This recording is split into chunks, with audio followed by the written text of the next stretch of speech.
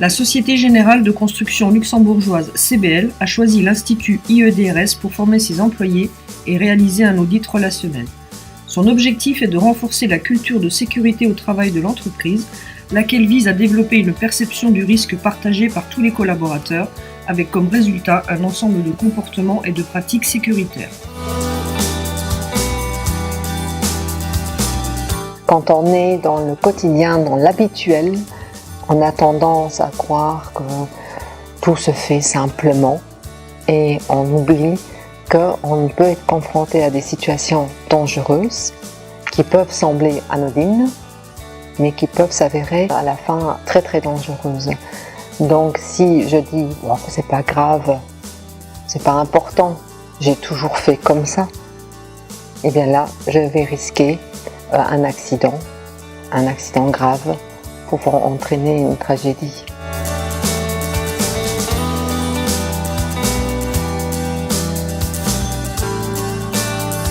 La CBL nous a sollicité dans l'objectif de travailler à la base sur les comportements. Quel est l'impact de nos comportements sur nos collègues, nos amis, nos voisins, notre famille, et d'associer ces travaux sur les comportements à la sécurité, partant du principe que en matière de sécurité, nos comportements sont liés. Et j'ai l'habitude de faire quelque chose, j'ai un comportement qui peut jouer sur la sécurité. C'est vrai que les normes, donc c'est très théorique, mais en fait c'est le comportement humain on peut faire toutes les théories possibles, si le comportement humain n'est pas adapté, on ne pourra pas prévenir. Donc sensibiliser est la priorité.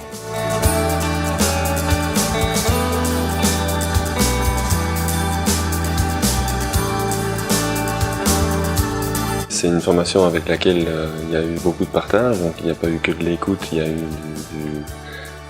de l'échange d'abord sur la partie comportementale qui était intéressante, qui était à approfondir pour pouvoir, je pense, la maîtriser et l'appliquer. Et puis le second volet qui touchait à la sécurité était un petit peu plus terre à terre pour nous, qui nous permet de mettre en évidence les thématiques toujours liées à la sécurité qu'on doit intégrer à diverses étapes du processus de design et de construction de nos projets.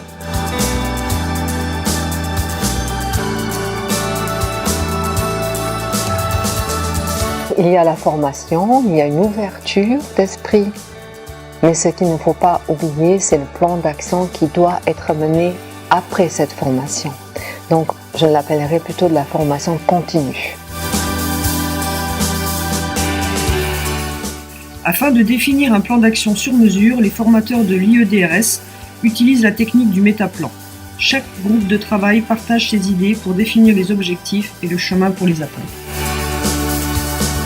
C'est une technique qui permet de travailler sur des thématiques et de faire participer un certain nombre de personnes à l'élaboration d'un plan d'action ou en tout cas de réflexion sur vraiment un sujet bien précis. Donc la question qui avait été posée dans le groupe de travail, celle qui est ici, qui concerne en fait quels sont les comportements que vous pensez être importants à mettre en œuvre pour garantir au mieux la sécurité de tous. Donc on était en lien entre le comportement et la sécurité. Donc on les a fait travailler sur ce sujet. Donc la thématique elle est assez simple. La méthode de travail elle consiste en fait à faire un brainstorming qui permet à chacun de réfléchir de manière complètement individuelle sur cette thématique et de recenser 5, 6, une dizaine de comportements qui répondent bien entendu à la thématique. Donc à partir de là, on récupère deux comportements, deux idées que chaque personne va nous produire sur des petits cartons que l'on récupère et on les affiche les uns après les autres. Donc on les affiche et je vais vous les commenter. L'intérêt de la démarche, c'est que tout le monde s'exprime. Il n'y a pas une personne dans l'assistance qui ne s'est pas exprimée. Ce qui est intéressant, c'est plutôt que d'aller rechercher des informations sur le site internet, dans les grandes écoles, c'est de s'intéresser déjà aux personnes qui sont sur le terrain, parce que qui d'autre de mieux qu'eux, qui vivent tous les jours, peuvent nous apporter des pistes d'amélioration pour améliorer leurs conditions de travail ou leur poste de travail. Essaye également de définir les points positifs qui sont en amélioration, qui sont déjà à un bon niveau pour ce qu'on a repris ici, et ceux qui sont vraiment à améliorer. Et donc ceux qui sont améliorés feront l'objet des groupes de travail pour avoir un résultat satisfaisant et même excellent. Bien nous, ce qu'on va proposer, c'est assez simple, on va proposer de faire déjà un groupe de travail.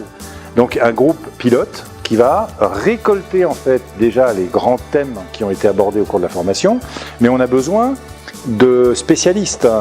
Et à ce moment-là, à partir de cette thématique, eh bien, on va développer. Et on va dire, voilà ce qu'il faudrait peut-être améliorer, travailler sur tel type de règles, tel type de fiche de poste, tel type de... Voilà. Je veux dire, il ne faut pas attendre je dirais, de nous la solution. En fait, la solution, c'est les personnes qui les ont, c'est les personnes de l'entreprise qui l'ont. Nous, on est des fédérateurs, des animateurs, des personnes qui sont là pour donner des méthodologies de travail.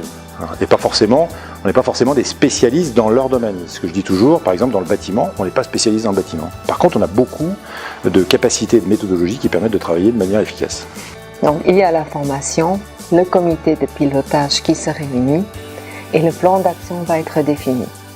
Évidemment, il y a plusieurs groupes qui vont suivre cette formation et en fin de formation, les plans d'action vont être mis en place. Il y aura un débriefing, on va dire 2 fois par an, pour voir quelles ont été les actions menées, suivies, achevées, et après évidemment reprendre cette formation qui me semble très utile à tous les collaborateurs.